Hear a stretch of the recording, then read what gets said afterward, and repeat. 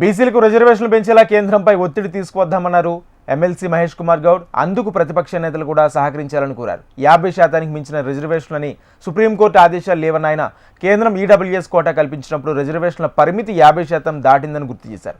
అదే ప్రాతిపదికన బీసీ రిజర్వేషన్ల పెంపుకు మద్దతిచ్చేలా 9వ షెడ్యూల్లో చేర్చే విధంగా కేంద్రంపై ఒత్తిడి తీసుకురావాల్సిన అవసరం ఉందన్నారు మహేష్ గౌడ్. ముఖ్యమంత్రి గారు దీంట్లో చాలా డీటెయిల్గా మాట్లాడినారు. కేంద్రం వద్ద మా రాహుల్ గాంధీ గారు ఎలాగో ఈ నినాదం తీసుకొని పోతా ఉన్నారు. వారి సమయం తీసుకుంటాం, ప్రధానమంత్రి కలిసే ప్రయత్నం చేద్దాం. నేను సభ్యులందరూ విజ్ఞప్తి చేస్తూ ఉన్నాం.